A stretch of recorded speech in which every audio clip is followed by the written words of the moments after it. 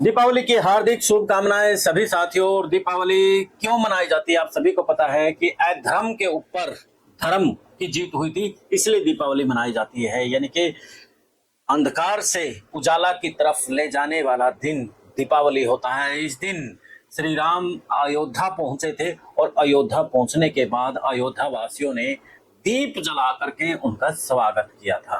तभी से दीपावली मनाई जाती है। और अब जिस तरीके से अधर्म बढ़ रहा है, धर्म की बजाय अधर्म के रास्ते और भी ज्यादा समाज जा रहा है। अब पिछले कई दिनों से जिस तरीके से हरियाणा के अंदर कुछ मामले आए, उन मामलों ने हरियाणा की छवि को बिगाड़ने के साथ में कुछ सवाल बुद्धिजीवियों को दे दिया कि इनके पीछे कौन है।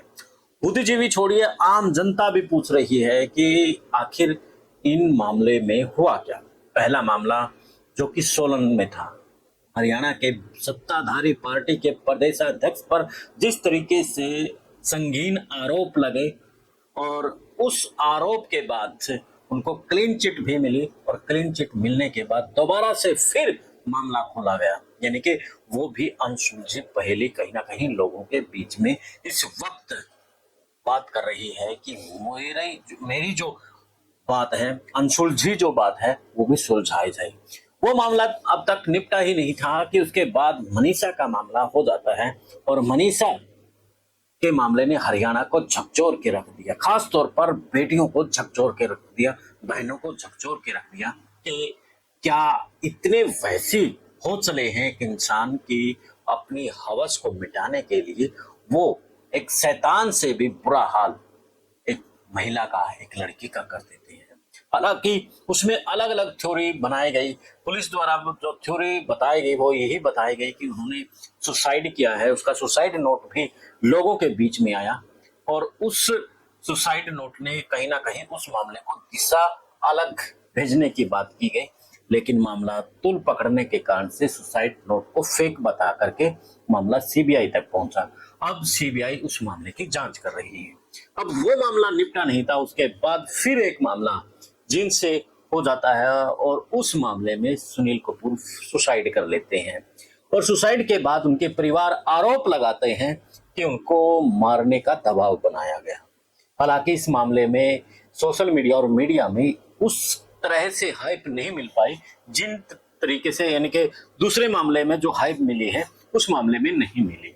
उसके भाई ने आरोप पुलिस पर लगाया और उसके बाद संस्कार कर दिया गया और वो मामला ठंडा पड़ गया। लेकिन लोगों के बीच में अब भी वो अनसुलझी पहेली है कि आखिर सुनील कपूर ने क्यों सुसाइड किया।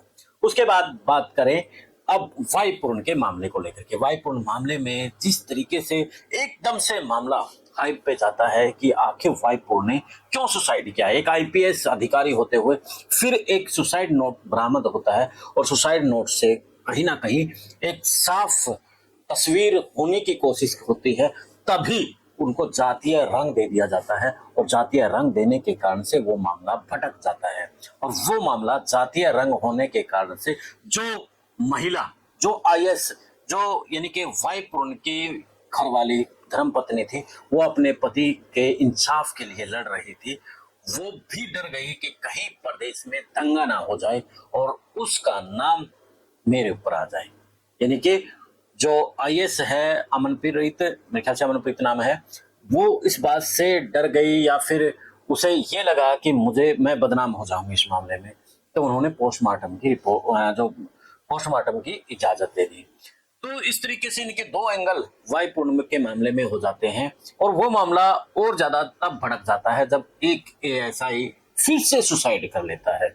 यानी कि सुसाइड पे सुसाइड और सुसाइड पे सुसाइड लगातार हो रहे हैं। तो ऐसे में लोगों के जहन में सवाल खड़े हो रहे हैं कि ऐसा क्या हो गया है हरियाणा प्रदेश को कि हर दिन कुछ ना कुछ अनहोनी खबर सुनने को मिलती है। खैर, वाईपूर्ण को उस मामले में अभी इंसाफ के लिए बैठा था पूरा परिवार, पूरा समाज, तो उन्हें इंसाफ नहीं मिला। उसके बाद संदीप का परिवार भी सड़क पर आ गया और उन्होंने भी वाईपूर्ण के परिवार को इस मामले में माना कि उनके कारण से कहीं ना कहीं उन्होंने सुसाइड की है। तो संदीप के मामले में भी अब अनसुलझी पहेली है। जहां वाईपूर्ण के मामले में अनसुलझी पहेली बना दिया गया है, तो वही संदीप लाठर की भी अनसुलझी पहेली है। तो देखना दिलचस्प रहेगा कि जो ये सुसाइड को लेकर के अनसुलझी पहेलियां हैं, वो पहेली का उत्तर मिलेगा या फिर नहीं मिलेगा।